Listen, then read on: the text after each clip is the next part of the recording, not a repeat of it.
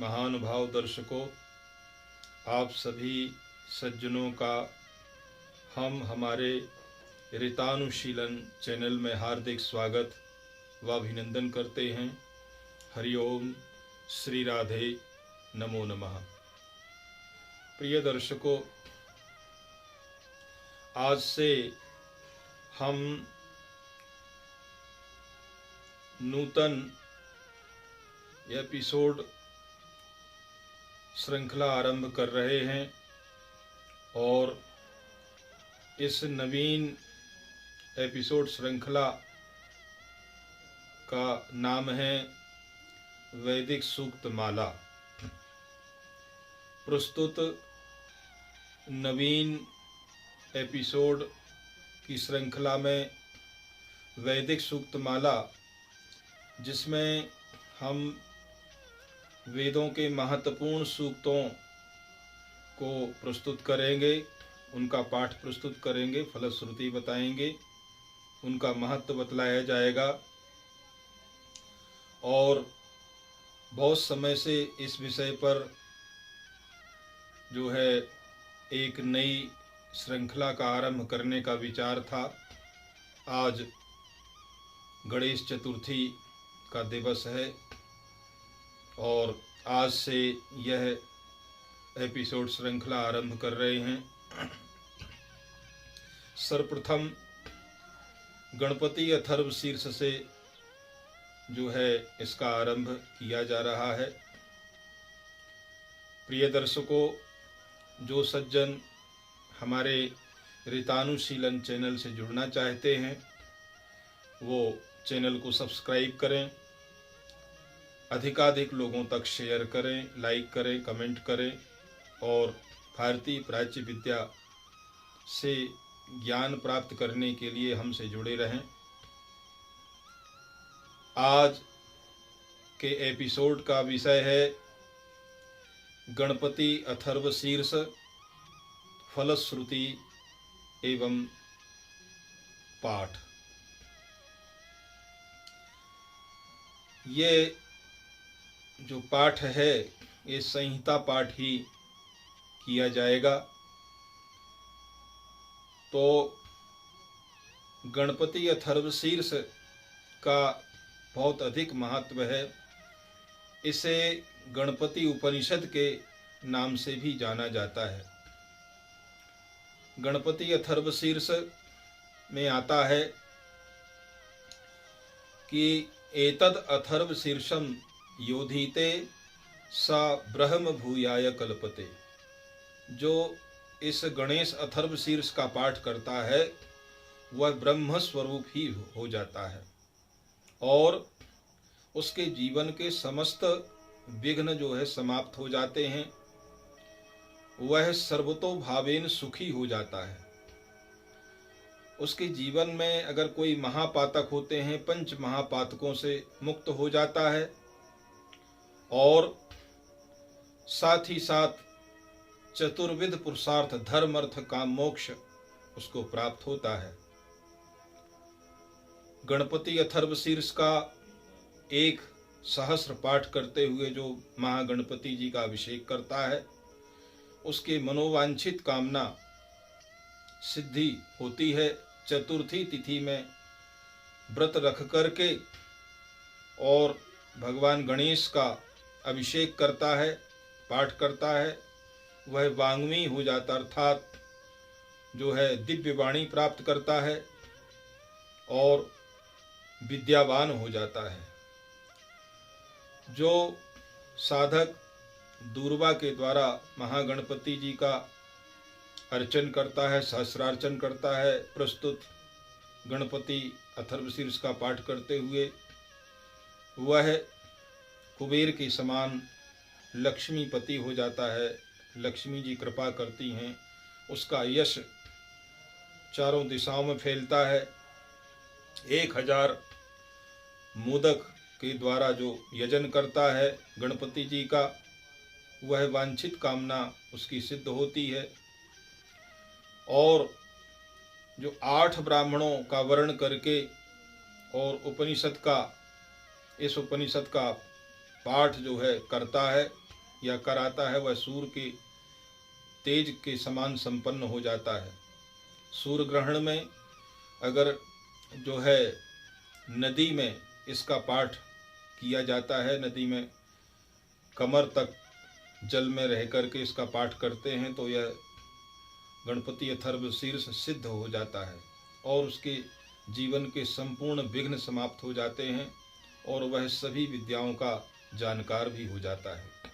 यह बहुत ही दिव्य चमत्कारी गणपति उपनिषद अथर्वशीर्ष है और इसका पाठ करने का और श्रवण करने का बराबर ही फल है। श्रवण और पाठ का बराबर फल होने का कारण यह है कि प्रत्येक इंद्रिय जो कि कर्मेंद्रिय है वह एक ज्ञानेंद्रिय से जुड़ी होती है।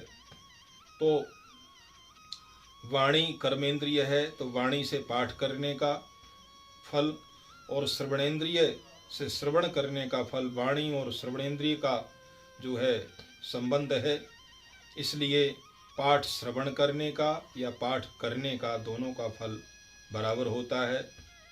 तो प्रस्तुत गणपति अथर्वशीर्ष या गणपति उपनिषद का पाठ जो है बहुत दिव्य और चमत्कारी है। इसके जो है पाठ से या इसको पाठ करके श्रवण करके जो है जीवन के महत्वपूर्ण संकटों से, जीवन के विभिन्न उपद्रवों से व्यक्ति मुक्त हो जाता है। तो प्रिय दर्शकों, इसका पाठ श्रवण करके और पाठ करके जो है लाभ प्राप्त कीजिए। लीजिए प्रस्तुत करते हैं गणपति अथर्वशीर्ष का पाठ आपके सामने प्रस्तुत है। अपने जीवन को कृतार्थ कीजिए। हरि ओम। भद्रं कर्णेभिः शृणुयाम देवा भद्रं पश्येमाक्षभिर्यत्राः स्थिरैरङ्गैस्तुष्टवागुंसस्तनूभिर्विषेमहि देवहितं जदायुः। ॐ शान्तिः शान्तिः शान्तिः। हरिः ओम।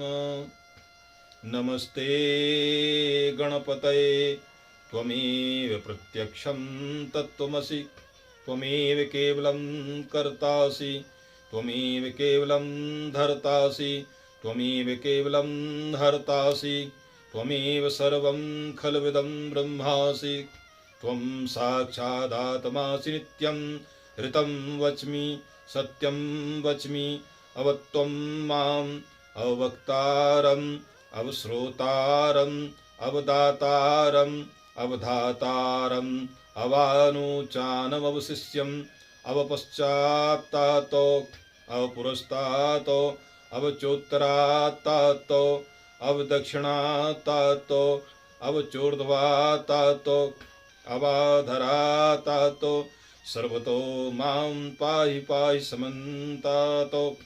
त्वं वाङ्मयस्त्वं चिन्मयः त्वमानन्दमयस्त्वं ब्रह्ममयः त्वं सच्चिदानन्दाद्वितीयोऽसि त्वं प्रत्यक्षं ब्रह्मासि त्वं ज्ञानमयो विज्ञानमयोऽसि।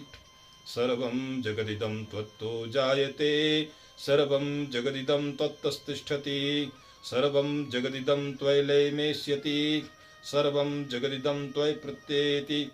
त्वं भूमिरापो अनलो अनिलो निभः त्वं चत्वारि वाक्पदानि त्वं गुणत्रयातीतः त्वं कालत्रयातीतः त्वं देहत्रयातीतः त्वं मूलाधार स्थितोऽसि नित्यं त्वं शक्तित्रयात्मकः त्वां योगिनो ध्यायन्ति नित्यं त्वं ब्रह्मा त्वं विष्णुस्त्वं रुद्रस्त्वं इन्द्रस्त्वं अग्निस्त्वं वायुस्त्वं सूर्यस्त्वं चन्द्रमास्त्वं ब्रह्म भूर्भुवः सुरौम। गणादिं पूर्वमुच्चार्य वर्णादिस्तदनन्तरम् अनुस्वारः परतरः अर्धेन्दुलसितं तारेण रुद्धम् एतत्तो मनुस्वरूपं। गकारः पूर्वरूपम् अकारो मध्यमरूपम् अनुस्वारश्चान्त्यरूपम् बिन्दुरुत्तररूपम् नादः संधानं संहिता संधिः सैषा गणेश विद्या गणकृषि निच्रत गायत्री छंदः श्री महागणपतिर्देवता। ओम गं गणपतये नमः। एकदंताय विद्महे वक्रतुंडाय धीमहि तन्नो दन्ति प्रचोदयात्।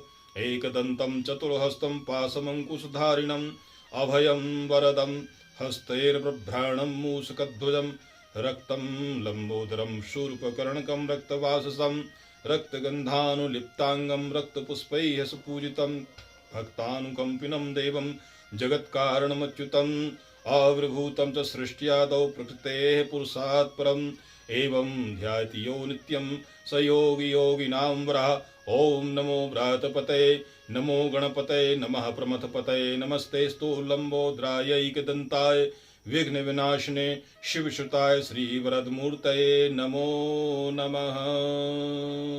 ओम गं गणपतये नमः।